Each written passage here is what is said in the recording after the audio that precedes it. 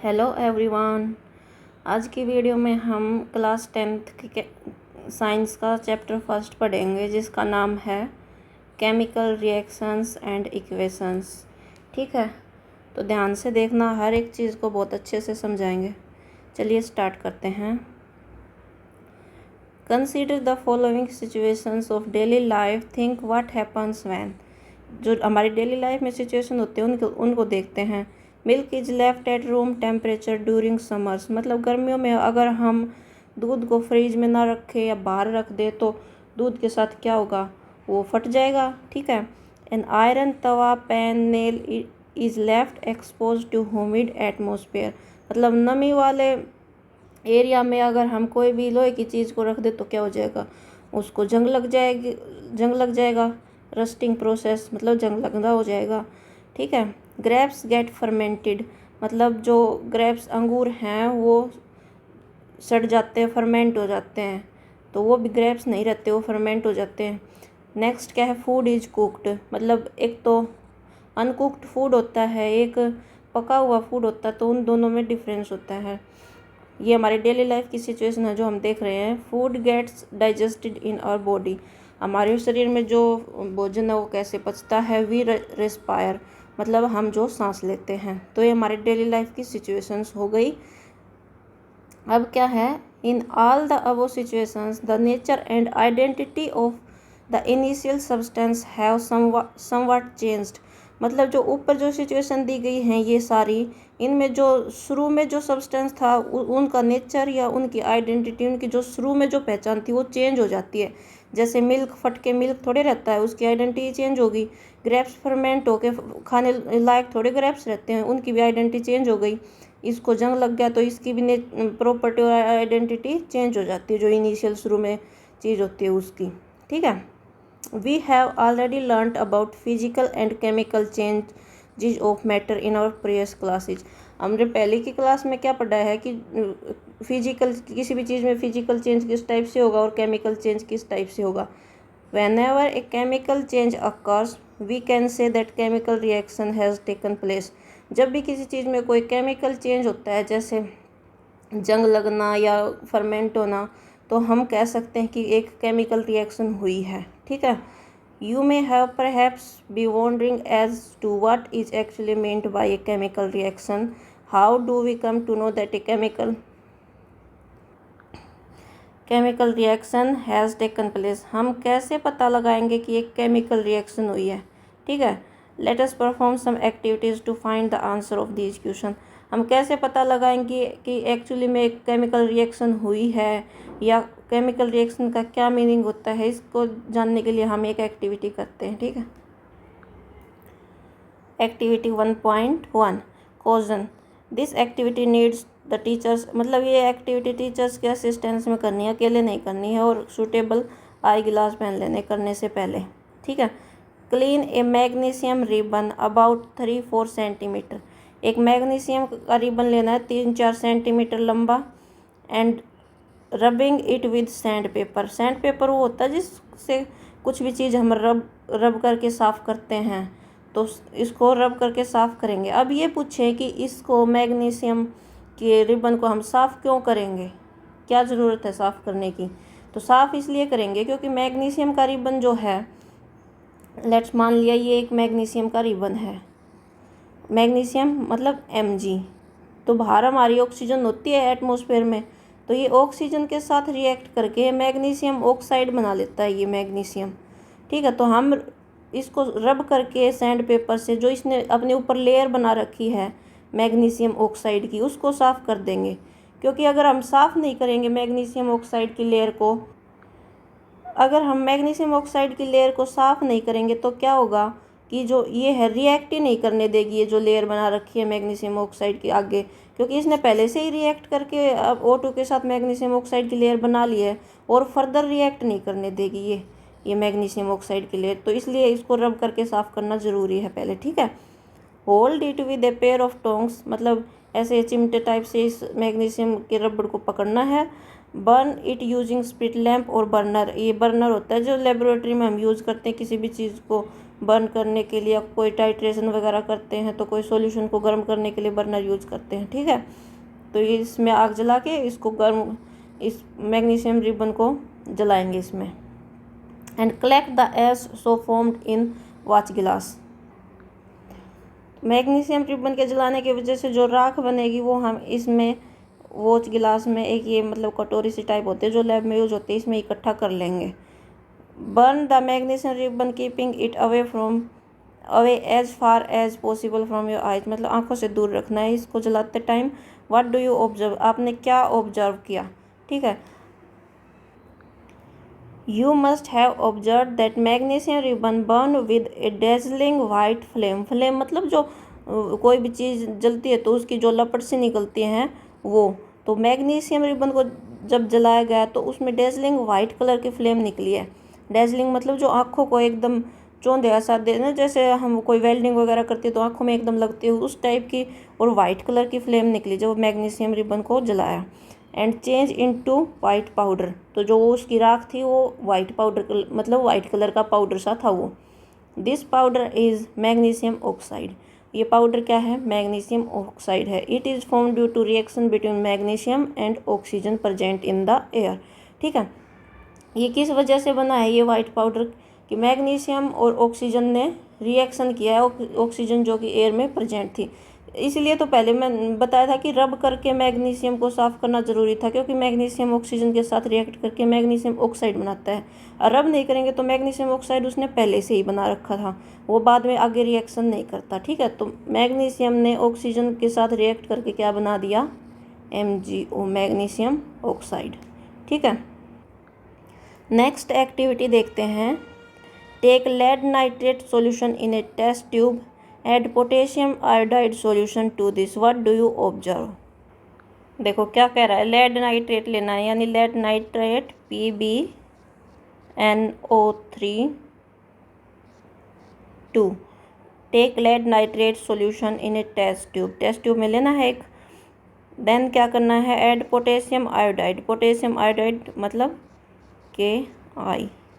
ठीक है, अब क्या होगा, ये क्या बनाएगा, lead iodide PbI2 and potassium nitrate, ये बना देगा। इस रिएक्शन में हमें क्या, जो लेड नाइट्रेट है इसका कलर होता है वाइट, और ये रिएक्शन करके ये जो लेड आयोडाइड बनाएगा ये येलोइश कलर का होता है। तो इस रिएक्शन में हमने क्या ऑब्जर्व किया कि कलर चेंज हो जाता है इसका, रिएक्शन का पहले वाइट कलर की थी देन येलोइश कलर की। ठीक है, जो प्रोडक्ट मिला वो येलोइश कलर का था और जो रिएक्टेंट थे वो वाइट कलर के। अब हमारी नेक्स्ट एक्टिविटी देखते हैं। Take a few zinc granules in conical flask और टेस्ट ट्यूब। जिंक ग्रेन्यूल्स मतलब जिंक के टुकड़े लेने हैं कुछ, ये जैसे इस कोनिकल फ्लास्क में ये ले रखे हैं, ये यहाँ पर किस में लेने हैं, ऐड डाइल्यूट हाइड्रोक्लोरिक एसिड और सल्फ्यूरिक एसिड टू दिस, या तो हम हाइड्रोक्लोरिक एसिड यानी HCl ऐड कर दें, या और H2SO4 सल्फ्यूरिक एसिड भी ऐड कर सकते हैं, कौन सा भी यूज कर सकते हैं। डाइल्यूट यूज करना, कंसनट्रेटेड यूज नहीं करना। डाइल्यूट में क्या है कि मतलब वाटर में मिला रखा है थोड़ा सा हाइड्रोक्लोरिक एसिड, और कंसनट्रेटेड होता है प्योर एसिड, और कंसनट्रेटेड एसिड बहुत ज़्यादा खतरनाक होता है, हमारे हाथ वगैरह पर गिर जाए तो जला देता है हाथ को।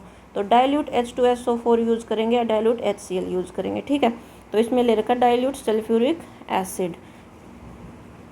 ये तो क्वेश्चन दे रखे कि एसिड को केयरफुली हैंडल करते हैं।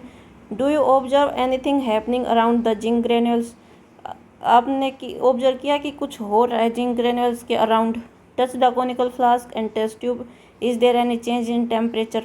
अगर जब हम ये रिएक्शन होगी और इसको टच करके देखेंगे तो ये कोनिकल फ्लास्क है ये गर्म हो जाएगा, क्योंकि इस रिएक्शन से हीट प्रोड्यूस होती है। ठीक है, और जिन रिएक्शन से हीट प्रोड्यूस हो उनको एक्सोथर्मिक रिएक्शन बोलते हैं, जिसको हम आगे पढ़ेंगे। ठीक है, अब इसमें क्या रिएक्शन होगी, इसमें रिएक्शन जिंक ग्रेन्यूल्स ले रखे हैं प्लस H2SO4, तो क्या बनाएगा ये ZnSO4 zinc sulphate plus H2 gas निकल जाएगी, ये गैस बाहर निकल रही है H2।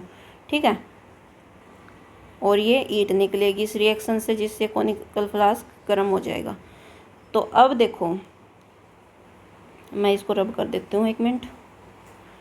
From the above 3 activities, we can say that any of the following observation help us determine whether a chemical reaction has taken place. Change in state.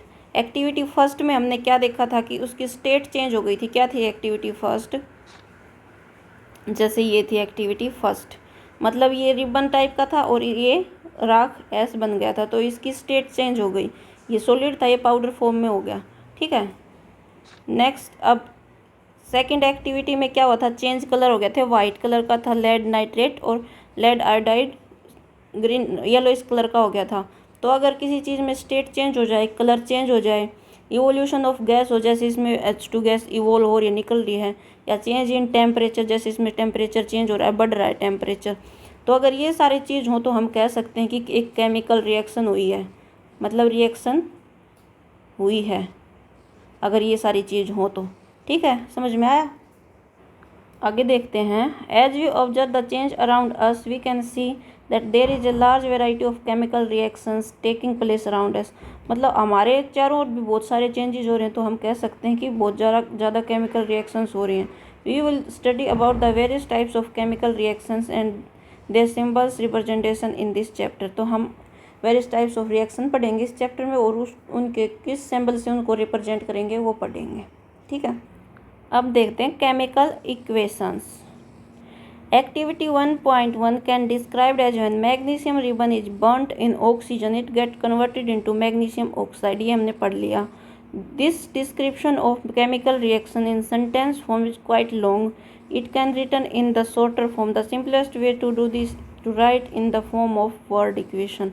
मतलब एक तो हम ऐसे लिखें कि सेंटेंस में डिस्क्राइब करें, we take a magnesium ribbon then heat it and it produce magnesium oxide, ये सेंटेंस फॉर्म में लिखें। दूसरी फॉर्म में कैसे लिख सकते हैं? ऐसे लिखें, मैग्नीशियम लिया, मैग्नीशियम प्लस ऑक्सीजन क्या बनाया? Magnesium oxide. ये इसकी दूसरी फॉर्म होगी। इस फॉर्म को क्या बोलेंगे? Word equation. मतलब है तो इक्वेशन की फॉर्म में, जैसे मैग्नीशियम प्लस ऑक्सीजन एरो से डिनोट करके मैग्नीशियम ऑक्साइड, तो इसको बोलेंगे। लेकिन वर्ड यूज हुए हैं ना, मैग्नीशियम यूज हुआ है, ऑक्सीजन यूज हुआ है, वर्ड यूज हुए हैं, तो इसको वर्ड इक्वेशन बोलेंगे। अगर वर्ड्स की जगह सिंबल यूज कर ले हम, सिंबल जैसे मैग्नीशियम के लिए Mg यूज होता है और ऑक्सीजन के लिए O2 यूज होता है, मैग्नीशियम ऑक्साइड बनाया MgO, तो इसको बोलेंगे हम हमारी केमिकल इक्वेशन, अगर सिंबल फॉर्म में डिनोट कर दे तो। और इस वर्ड के फॉर्म में डिनोट करेंगे तो बोलेंगे वर्ड इक्वेशन। सिंबल ये केमिकल इक्वेशन आगे बताई गई है, इसमें डिटेल में वो पढ़ेंगे। देखो अब ये क्या लिखा है? The substance that undergo chemical change in reaction magnesium और ऑक्सीजन आर रिएक्टेंट।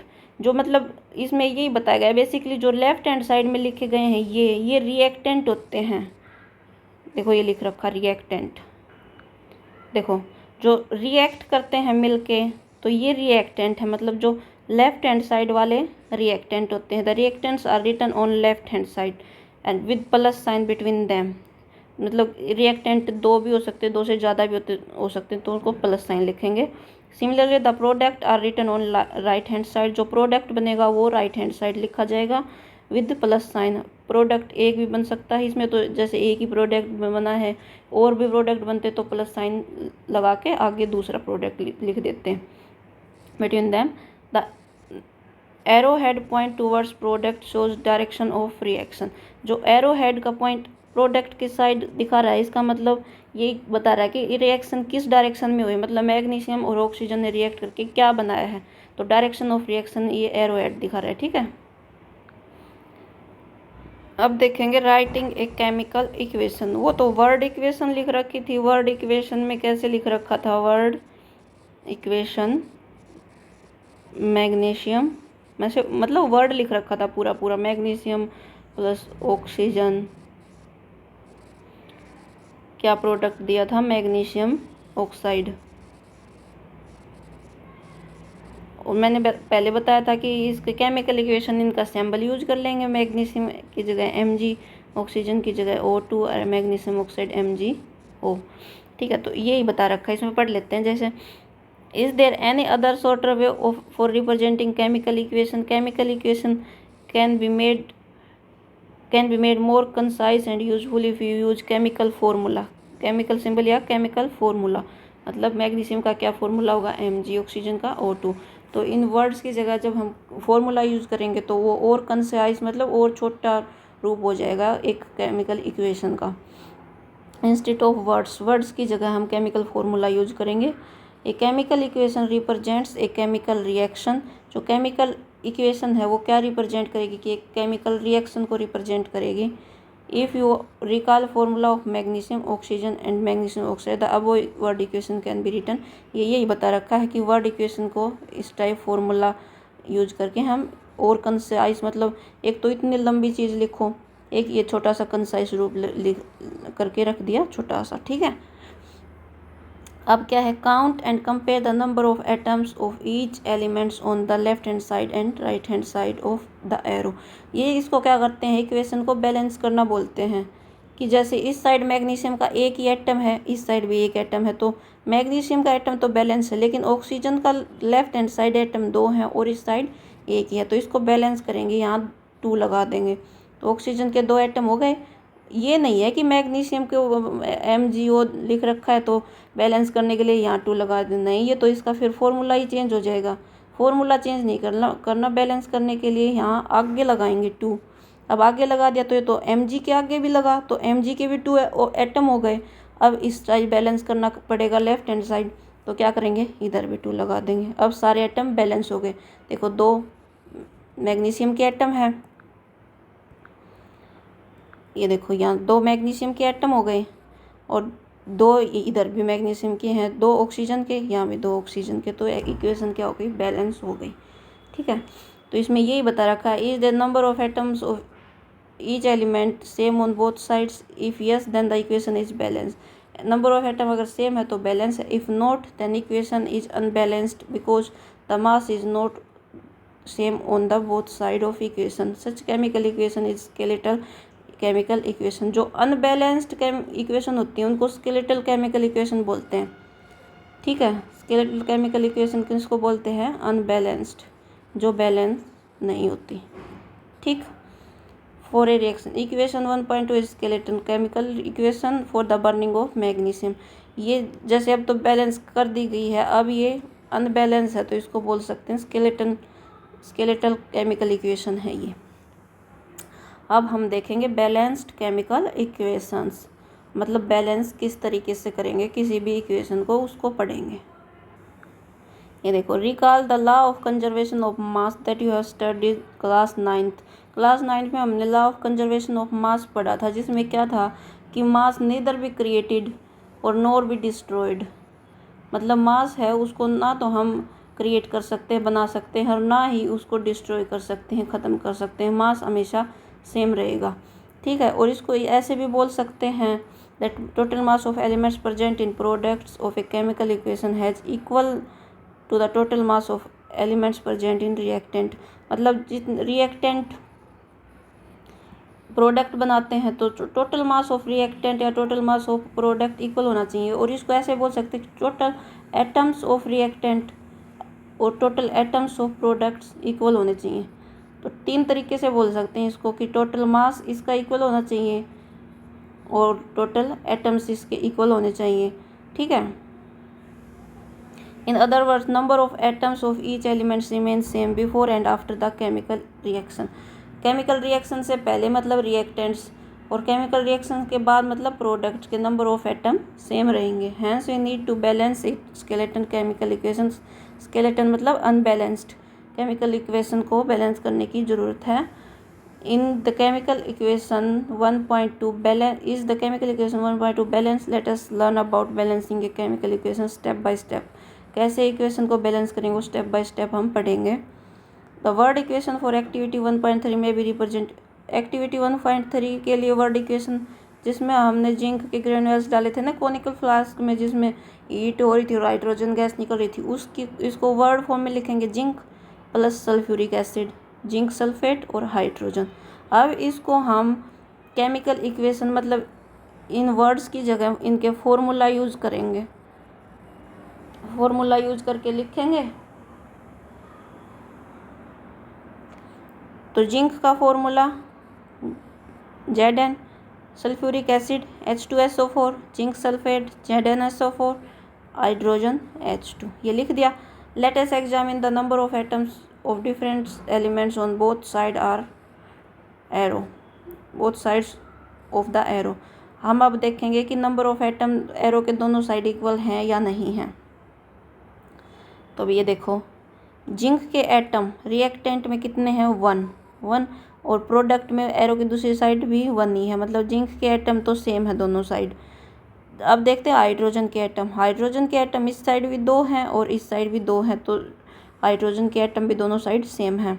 अब देखते हैं सल्फ़र के एटम इस साइड भी 1 है और इस साइड भी 1 है, तो यानी सल्फ़र के एटम भी दोनों साइड 1 है। ऑक्सीजन इस साइड भी 4 हैं और ऑक्सीजन इस साइड भी 4 हैं, यानी ऑक्सीजन के एटम भी सेम है, तो ये एक बैलेंस इक्वेशन है। As the number of atoms of each elements is same on both sides of the arrow is balanced chemical equation. तो ये पहले से ही बैलेंस है, इसको बैलेंस करने की ज़रूरत नहीं है, अगर नहीं होती तो फिर हम बैलेंस करते। अब दूसरा एग्जाम्पल लेते हैं, जैसे ये है आयरन प्लस H2O, क्या बनाया, आयरन ऑक्साइड और H2।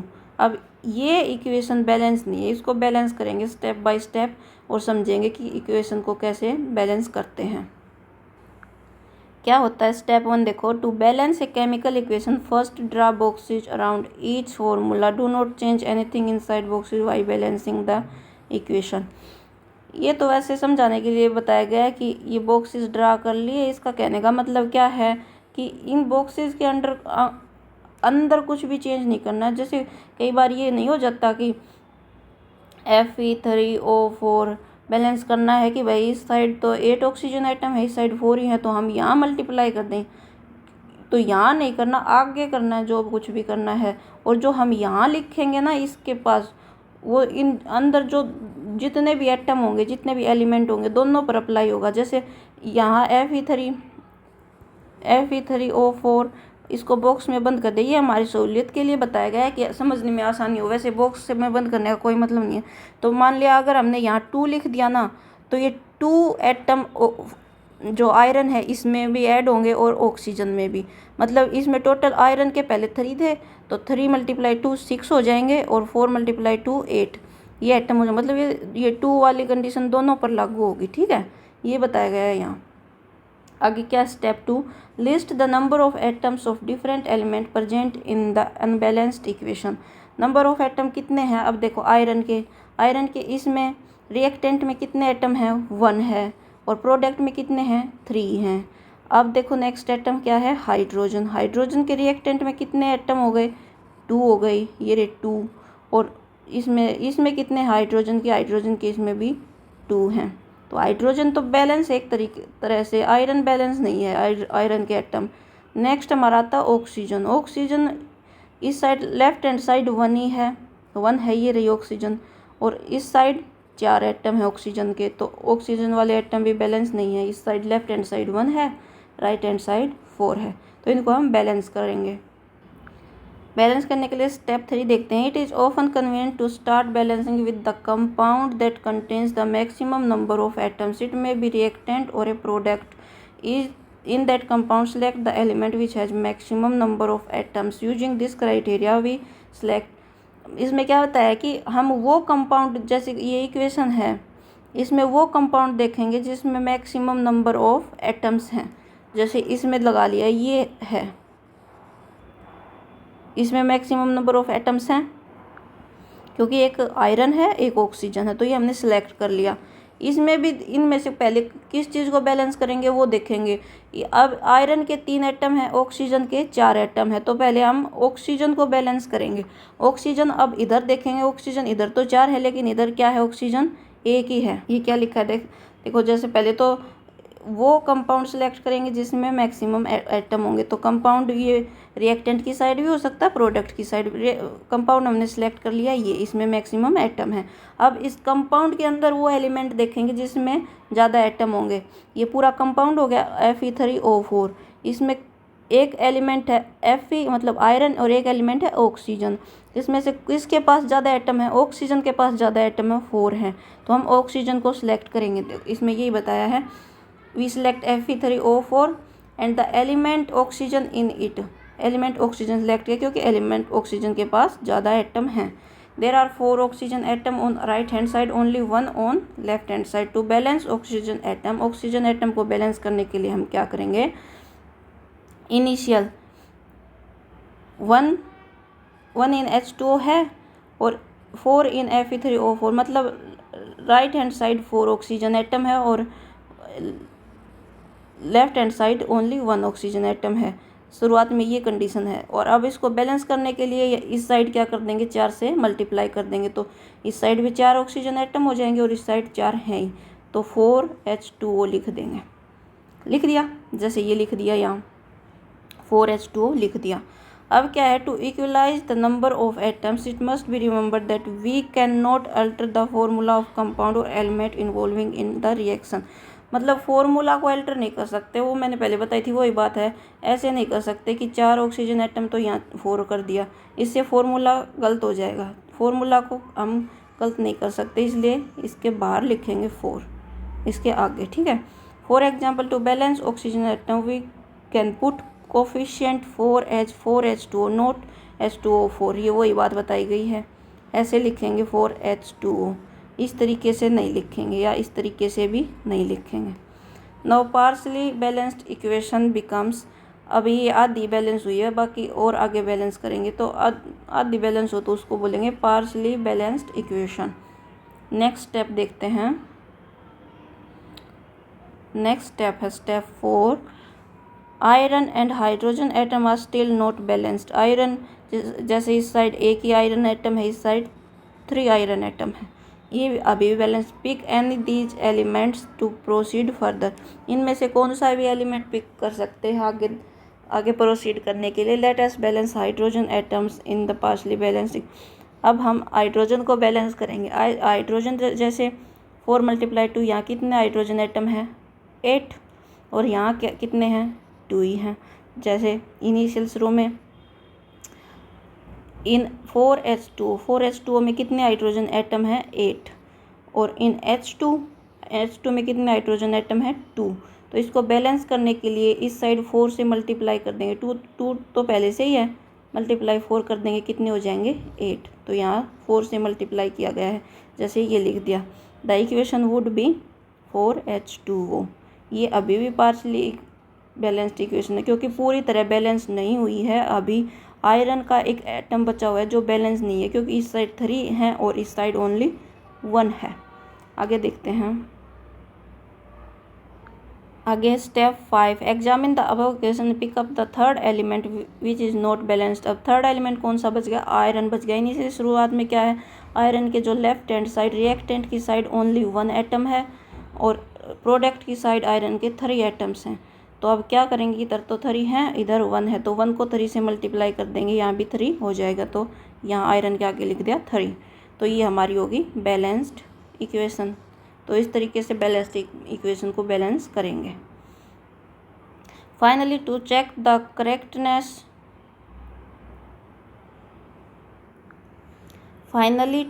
Correctness of balanced equation we count atoms of each side of of each elements on both sides of equation.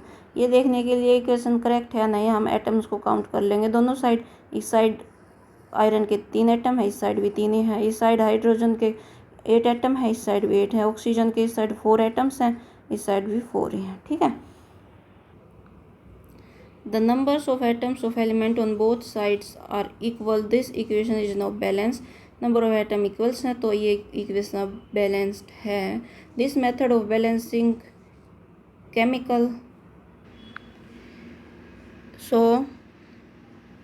जो हमने ऊपर मेथड लगाया बैलेंस करने के लिए केमिकल इक्वेशन को, this method of balancing chemical equation is called hit and trial method, as we make trials to balance equation by using smallest whole number coefficient.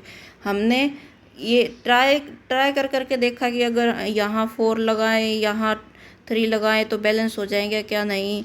इस तरह से इस मेथड को, इस टाइप से इक्वेशन को बैलेंस करने को बोलते हैं हिट एंड ट्रायल मेथड. ठीक है. नेक्स्ट है हमारा step 7. Writing symbols of physical states. Carefully examine the above balanced equation. Does this equation still tell us about the physical state of each reactants and product? मतलब क्या ये balance equation हमें जो reactant है ये iron H2O Fe3O4 इनकी physical state के बारे में बता रही है कि क्या ये सॉलिड फॉर्म में है या लिक्विड फॉर्म में है या किस फॉर्म में है, ये हमें बता रही है, नहीं बता रही। तो अभी ये पूरी नहीं हुई equation. No information has been given in this reaction about their physical state. Physical state के बारे में कोई इन्फॉर्मेशन नहीं दी गई है कि ये रिएक्टेंट लिक्विड फॉर्म में है या ये सॉलिड फॉर्म में है, कोई इन्फॉर्मेशन नहीं दी गई। तो अब हम ये रिएक्शन में ये भी ऐड करेंगे। To make a chemical reaction more informative the physical states of reactants and products are mentioned along with their chemical formula. तो हमें रिएक्टेंट्स और प्रोडक्ट के इसके साथ केमिकल फार्मूला, इस केमिकल फार्मूला में उसकी फिजिकल स्टेट भी लिखेंगे। द गैसियस, अगर गैस फॉर्म में है तो gaseous, liquid, aqueous and solid states और reactant and product are represented by notation GLAQS। Aqueous मतलब the word aqueous AQ is written if reactant और product is present in solution in water. Aqueous कब लिखा जाएगा? अगर कोई भी reactant या प्रोडक्ट, कोई भी मतलब मान लिया ये हो, ये या ये हो या ये हो, वो एक्वस सॉल्यूशन है। मतलब जैसे मान लिया Fe के आगे लिख दिया AQ, ये लिखा हो तो क्या मानेंगे कि थोड़ी सी मात्रा में, थोड़ी सी क्वांटिटी में Fe लेके और उसको वाटर में मिलाया गया है, मतलब वाटर के साथ सॉल्यूशन बनाया गया है आयरन का, ये AQ ये रिप्रेजेंट करेगा। ठीक है, मतलब वाटर सॉल्वेंट है इसमें। अगर AQ लिख रखा है तो मतलब वाटर सॉल्वेंट क्या है? वाटर है, वाटर में एक सोल्यूट मिलाया गया है, मतलब सॉल्यूशन ऑफ वाटर है, ये रिप्रेजेंट करता है AQ। ठीक है, द बैलेंस्ड इक्वेशन बिकम, अभी ये इक्वेशन क्या बन जाएगी? Fe आगे S लिख दिया, मतलब ये सॉलिड फॉर्म में है। ये मैंने Fa के आगे AQ लिख के ये सिर्फ समझाने के लिए बताया है कि Fa के आगे अगर AQ लिखा हुआ होता तो मतलब एक्वस जिसका मीनिंग है, तो उसका मतलब क्या होता है कि AQ को वाटर में मिला के एक सॉल्यूशन बनाया गया है। ठीक है, तो अब इसकी फिजिकल स्टेट अगर ऊपर जो बैलेंस इक्वेशन है उसकी लिखेंगे तो इसका होगा FeS, मतलब जो आयरन है वो सॉलिड है और H2O गैस। H2O वैसे तो लिक्विड में होना चाहिए क्योंकि वाटर है। अब G लिख रखा है, G मतलब गैस, तो हमने यहाँ वाटर की स्टीम मतलब भाप यूज की है इस रिएक्शन में। ठीक है, तो Fe3O4 बना जो सॉलिड स्टेट में है और H2 गैस निकल गई। ठीक है, that symbol G is used with H2O to indicate that in this reaction water is used in form of steam। ठीक है, ये मैंने बता दिया, स्टीम फॉर्म में यूज हुआ है वाटर, इसलिए G लिखा है। Usually physical states are not included in chemical equation unless it is necessary to specify।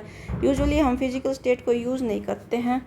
Sometimes the reaction conditions such as temperature, pressure, catalyst etc.